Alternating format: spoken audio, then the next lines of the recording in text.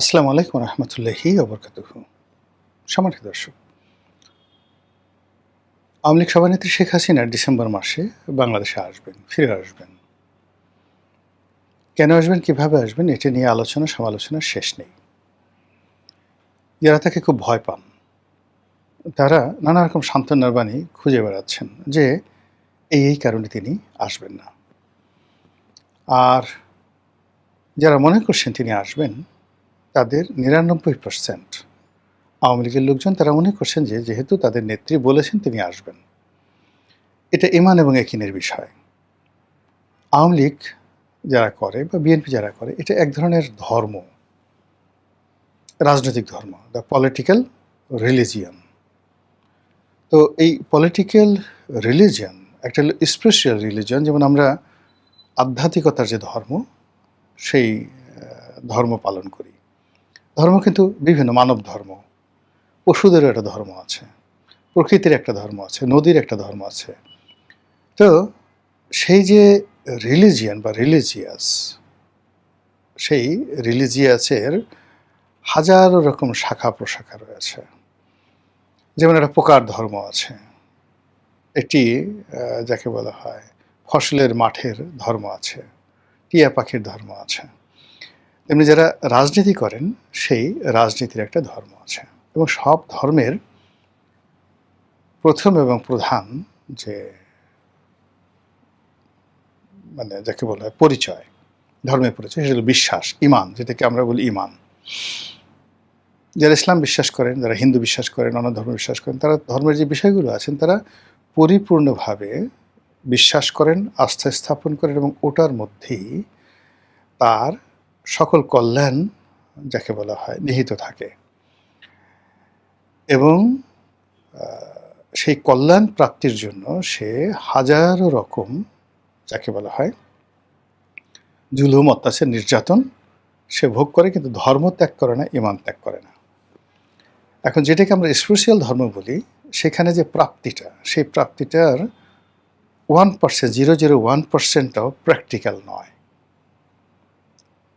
তো প্র্যাকটিক্যাল নয়, আপনি মারা যাবেন, হুর পাবেন, জান্নাতে যাবেন, এর কোনোটাই আপনি দেখেননি, শোনেননি, শুধু বিশ্বাস করেছেন, বোঝার চেষ্টা করেন যে এর কোনো বস্তুগত 1% নেই। আপনি নবীকে বিশ্বাস করেন, আল্লাহকে বিশ্বাস করেন, ফেরেশতাকে বিশ্বাস করেন, মৃত্যুর পরে আপনার বিচার হবে, হাস্য নস্যে বিশ্বাস করেন।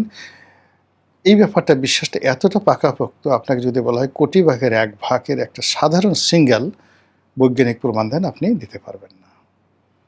তো যেখানে কোনো বস্তুগত বাস্তবতা নেই, তো সেখানে ধর্ম মানে স্পিরিচুয়াল ধর্ম, সেটার বিশ্বাসটা এতটা টনটনে যে আপনি বিশ্বাসীদের কাছে গিয়ে যদি তার বিশ্বাস সম্পর্কে একটা টু শব্দ করেন, আপনার কল্লাটা কেটে ফেলবে সঙ্গে সঙ্গে।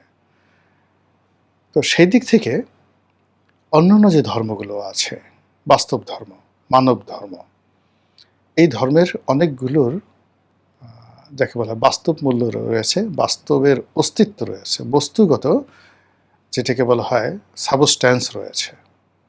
আর এগুলোর মধ্যে রাজনীতির ধর্ম, যে পলিটিক্যাল ধর্ম, এটা একেবারে টাটকা। এখানে আপনি এই ধর্মে বিশ্বাস করলে মন্ত্রী হবেন, এই ধর্মে বিশ্বাস করলে সোনা পাবেন, গহনা পাবেন, নারী পাবেন, বাড়ি পাবেন, গাড়ি পাবেন, এবং দুনিয়াতে ক্যাশ, নো কাইন্ড। এই যে দেখুন, 17 বছর সেটা ধর্ম পালন করেছে। ধর্ম পালন করার পরে সে সঙ্গে সঙ্গে এখন হুর বলেন, পরী বলেন, মদ বলেন, নারী বলেন, জুয়া বলেন, যা কিছু বলেন, সব কিছু সে পাচ্ছে। এই কারণে হয় কি যে পলিটিক্যাল রিলিজিয়নের জন্য মানুষ বেশি স্যাক্রিফাইস করে, ইভেন বেটার দ্যান রিলিজিয়াস, মানে যে বলা হয় স্পিরিচুয়াল রিলিজিয়ান। তার চাইতে মানুষ পলিটিক্সের জন্য তার যে বিশ্বাসটা থাকে অনেক অনেক বেশি, এবং সেই বিশ্বাস থেকেই আওয়ামী বিশ্বাসীরা বা আওয়ামী ধর্মের যারা মানুষ রয়েছেন, তারা মনে করেন শেখ হাসিনা যা বলেছেন সত্য বলেছেন, তিনি আসবেন, এবং বলেছেন যেহেতু তিনি আসবেন, এরপরে কোনো বাংলা কথা নাই, ইংরেজি কথা নাই, দাড়ি কামা কোনো কিছু নেই। এর বাইরে যারা শেখ হাসিনার কাউন্টার, তাদের একটা ধর্ম আছে। যেমন যদি ইসলাম ধর্ম চিন্তা করেন না, তাহলে তো পৌত্তলিক থাকে না, পৌত্তলিকতা কোনো ধর্ম থাকে না। আবার আপনি যদি সুন্নি ধর্মকে পালন করেন তাহলে শিয়া থাকে না, শিয়া ধর্ম পালন করলে সুন্নি থাকে না। তদ্রূপ যদি আপনি আওয়ামী লীগ করেন তাহলে বিএনপির ধর্মটা থাকে না। আপনি পরধর্ম সহিষ্ণু হতে পারেন, কিন্তু কোনো অবস্থাতেই পরধর্মের প্রতি পীড়িত আপনার থাকা চলবে না। তো সেদিক থেকে শেখ হাসিনার যারা লোকজন তারা তার আগমন নিয়ে যেভাবে চিন্তা করছে, তার প্রতিপক্ষ যারা আছে তারা ততোধিক নেতিবাচক চিন্তা করছে। তো এরকম ৭টি কারণ আমি খুব সংক্ষেপে বলে মূল বিষয়টি যেটা আলোচনা করব সেটা হলো শেখ হাসিনা যে আসবে, আসার যে বস্তুগত, এটা কোনো বিলিভ নয় বা ইমানি কোনো বিষয় নয়। মানে এটা কি আসলে সম্ভব কিনা বা ইতিহাসে এরকম ঘটনা কয়বার ঘটেছে, এরকম কিছু কাহিনী বাস্তবভাবে বলবো। এই যে ধরুন এখন প্রথমে বলে নিই যে শেখ হাসিনা আসবে না এরকম ৭টা কারণ। একেবারে হালকা পাতলা কারণ, সে মরে যেতে পারে। ডিসেম্বরের মধ্যে তার মারাত্মক ব্যামো হতে পারে, অসুখ-বিসুখ হতে পারে। এরপরে ডিসেম্বরের মধ্যে ভারত সরকারের যে সিদ্ধান্ত, সেই সিদ্ধান্ত পরিবর্তন হতে পারে। তাকে সেখানে গৃহবন্দী করা হতে পারে। এরপরে বাংলাদেশে যেটা আছে, বাংলাদেশে বর্তমান সরকার যে আছে তাদের সেই রেজিম চেঞ্জ হয়ে যেতে পারে। এখানে অনেকে বলতেছে তৃতীয় পক্ষ আসবে, আমেরিকা এখানে অন্য কাউকে ক্ষমতায় বসাতে পারে। এ তো ৬টা হয়ে গেল। মিলিটারি শাসন আসবে বলে অনেকে কথাবার্তা বলছে। এরকম ঘটনা যদি ঘটতে থাকে শেখ হাসিনা আসবে না। আচ্ছা, যদি সব কিছু স্বাভাবিক থাকে, অর্থাৎ এখন যেভাবে চলছে এভাবে চললে, তাহলে ধরুন শেখ হাসিনা ডিসেম্বর মাসে আসার যে ঘোষণা দিয়েছেন এটা আগামী মাসে হতে পারে, মানে আগস্ট মাসে হতে পারে, সেপ্টেম্বরে হতে পারে, এবং সবচেয়ে ডেঞ্জারাস টাইম হলো সেপ্টেম্বর। সেপ্টেম্বর মাসটা আমাদের দেশের সব কিছুর টার্নিং পয়েন্ট। ব্যক্তি, পরিবার, বিয়ে, শাদী, ঘর, আপনি মিলিয়ে দেখেন।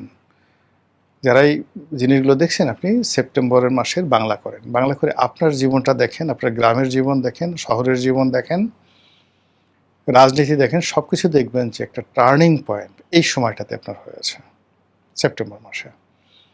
তো আমাদের এই সেপ্টেম্বর মাসটা আপনি দেখেন যে আমি ৩-৪ মাস আগে বলছিলাম যে জুলাই মাসটা খুব খারাপ যাবে। আপনি দেখছেন যে জুলাই মাসে কি শুরু হচ্ছে।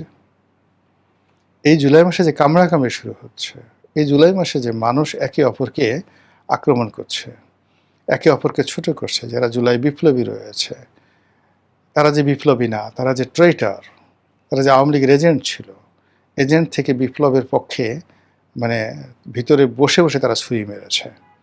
এখন বিপ্লবীদের আর একটি পক্ষ এই কথা প্রকাশ্যে বলছে, এবং এগুলো নিয়ে দেখবেন খুব দ্রুত এই মাসের মধ্যেই অপ্রীতিকর এমন কিছু ঘটবে যেটা আপনি কল্পনাও করতে পারবেন না।